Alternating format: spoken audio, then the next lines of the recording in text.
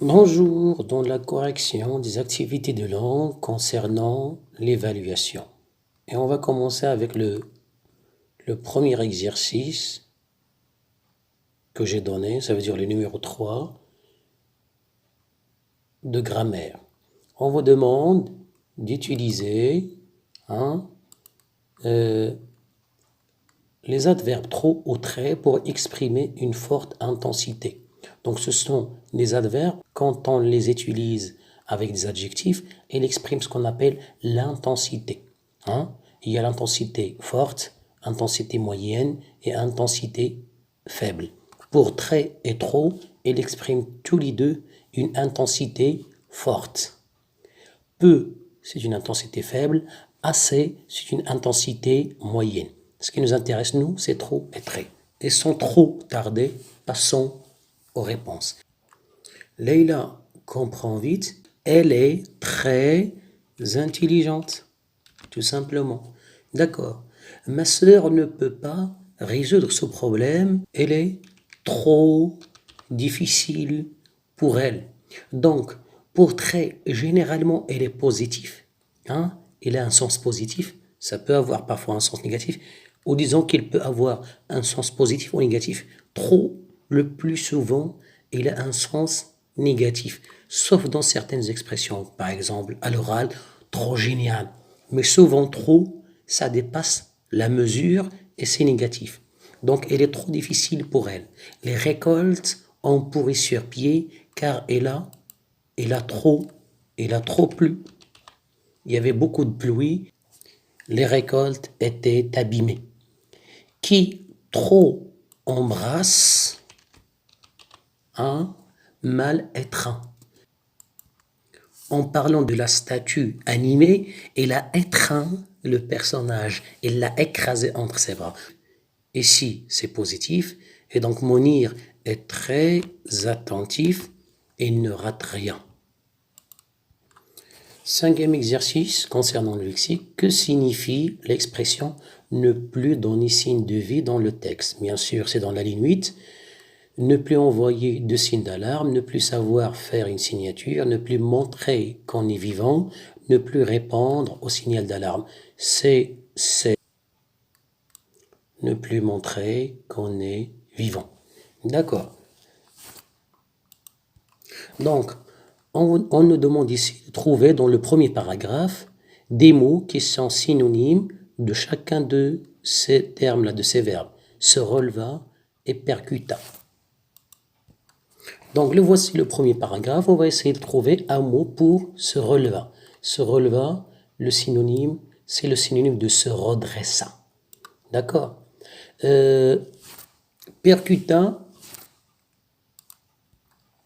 Percuta, c'est heurta. Donc, on nous demande ici de relier à l'aide d'une flèche chaque média à la fonction qui lui correspond. La presse écrite.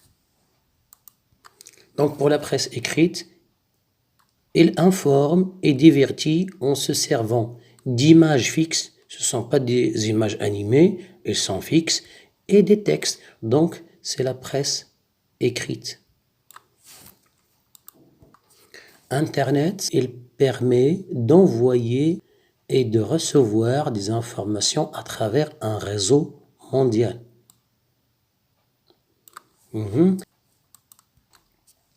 Pour la radio, il diffuse ses programmes aux auditeurs, ceux qui écoutent l'auditoire, les auditeurs, à travers des ondes. Donc c'est la radio. Et la télévision, elle informe et divertit en associant des images mobiles et des sons. Pour le journal, ce sont des images, pour la presse écrite, ce sont des images fixes, mais pour la télévision, ce sont des images qui bougent, mobiles.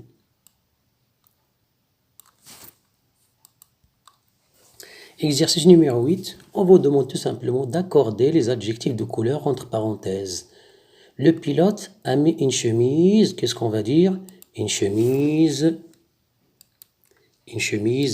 blanche. Bien sûr, il faut accorder. D'accord. une chemise blanche et des chaussettes marron.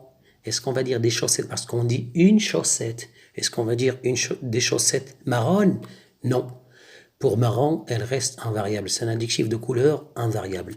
La règle dit que les adjectifs de couleur qui sont à l'origine des noms de fruits, de plantes, de pierres précieuses sont des adjectifs de couleur invariables.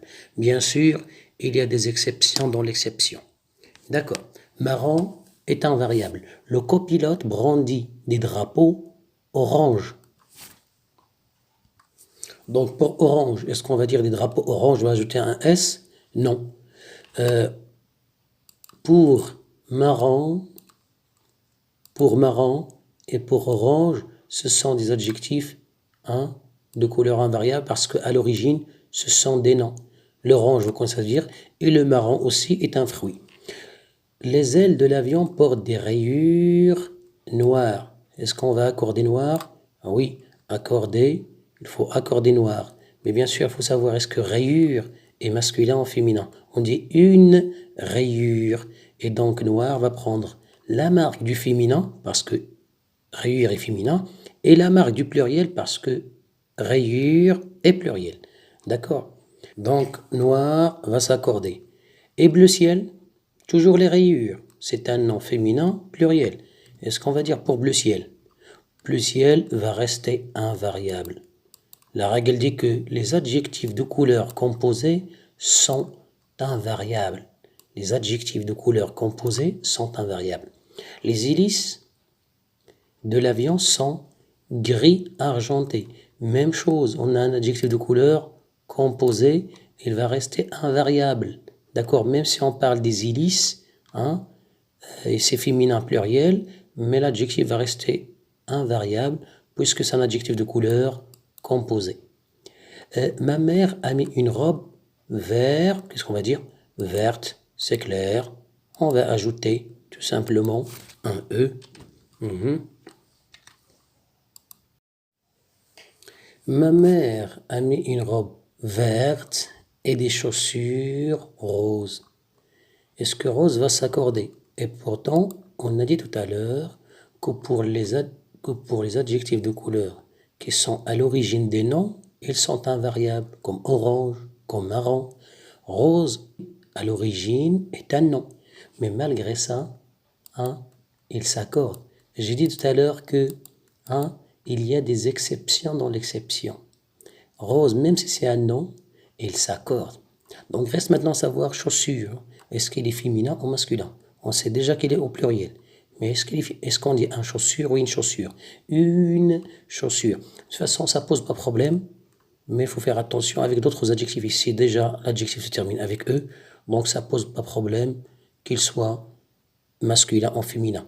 Mais pour d'autres adjectifs, il faut faire attention. Donc on va ajouter seulement la marque du pluriel rose. Mon père, Louis, a acheté un meuble à carreaux rouges. Rouge, il s'accorde bien sûr. Et des serviettes bleu clair, adjectif de couleur composée, et donc il ne s'accorde pas.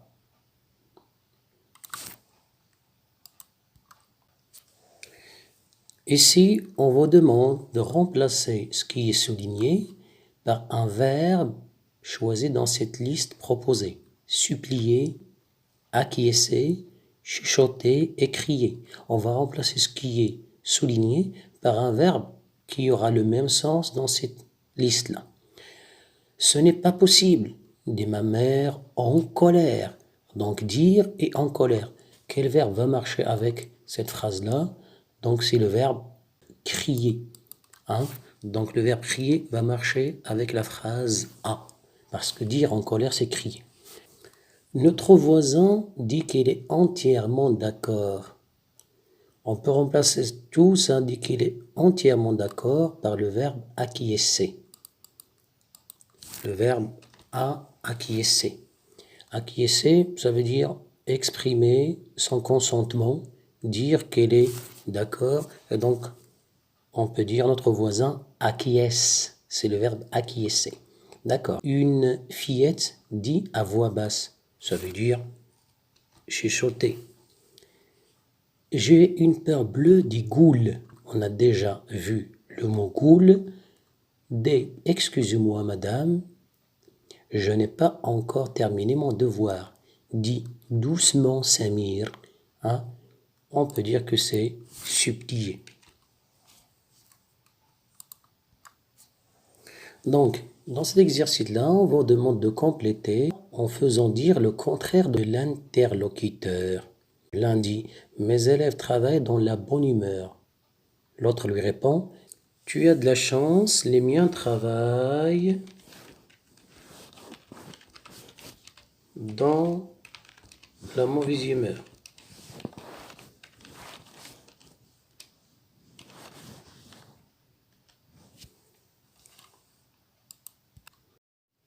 Donc, on peut dire « Tu as de la chance, les miens travaillent dans la mauvaise humeur » ou « Les miens sont toujours de mauvaise humeur ».